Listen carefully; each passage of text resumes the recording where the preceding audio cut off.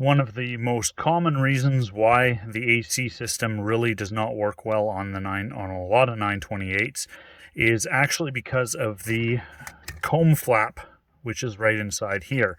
Now, you'll notice I have a vacuum gauge hooked up to the comb flap diaphragm, and I should be able to just give this a couple of pumps and it should go up and stay up. And as you can see, it's not.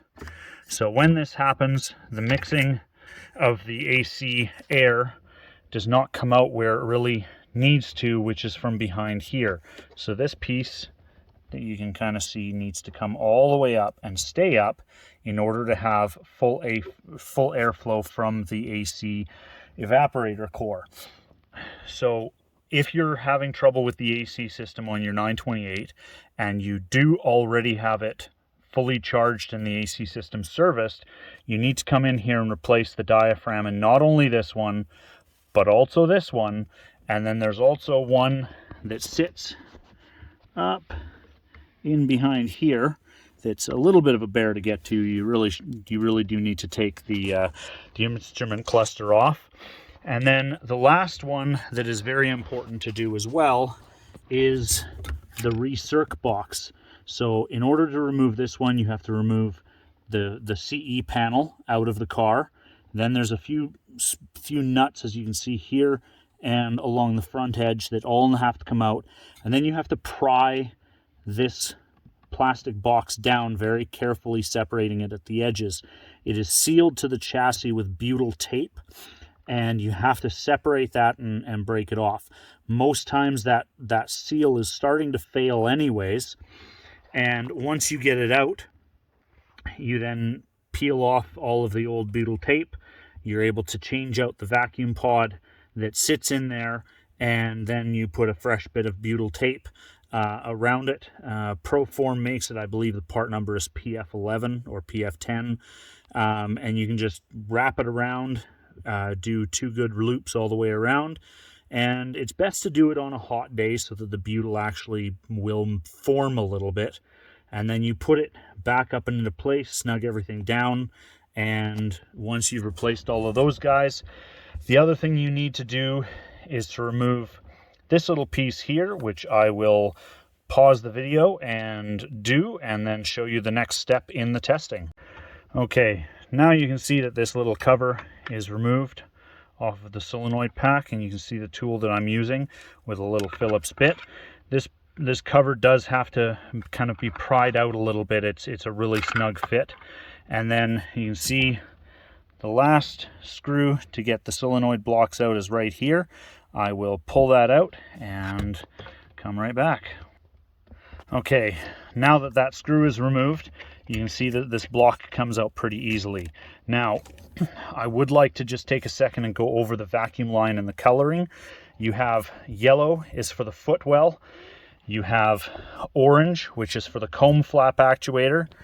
The recirc box underneath here is blue. The defrost vacuum pod that's up here is green. And white goes to the heater valve in the engine bay. So I'm going to just pull this guy out.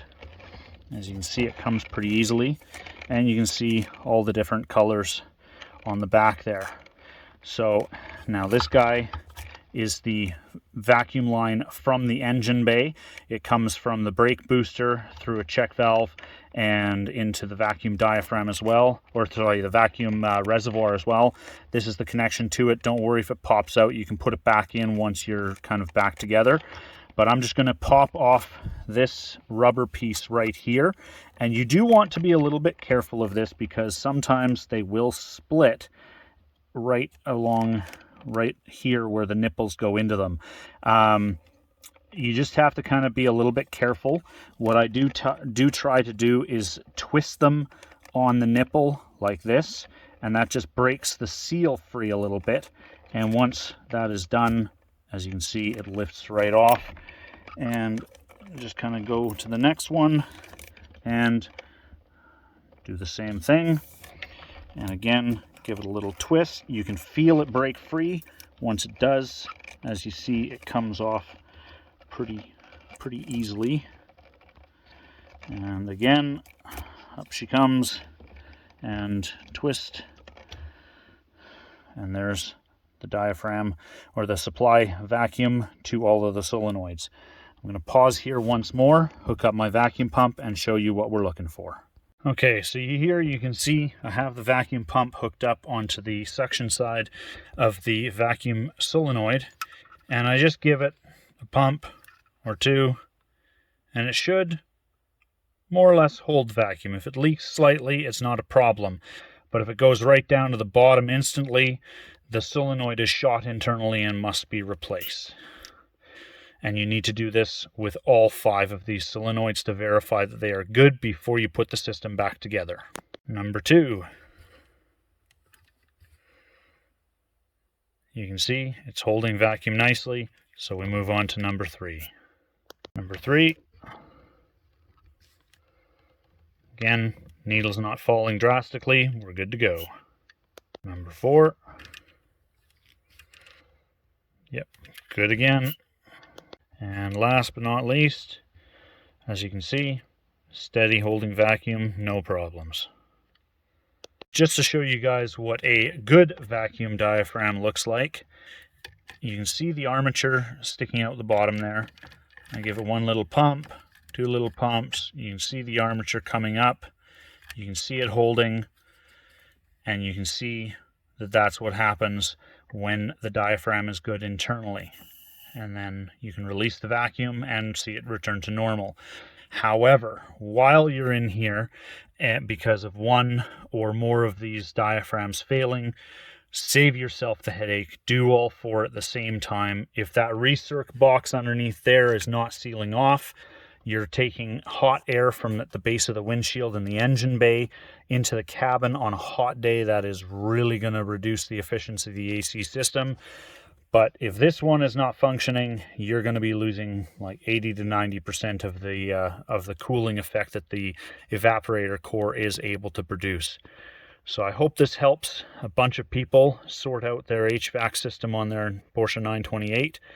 This is mostly for the later models with the full diaphragms. Some of the early cars do still have diaphragms, but also do have some mechanical linkages as well. The same thing applies, but they do have slightly different diaphragm setups. A couple of them may or may not be available currently, but you can check places like 928s R Us or 928 International to see if they can get replacement pods or diaphragms for you for resealing these and getting your AC functioning back up to its peak efficiency.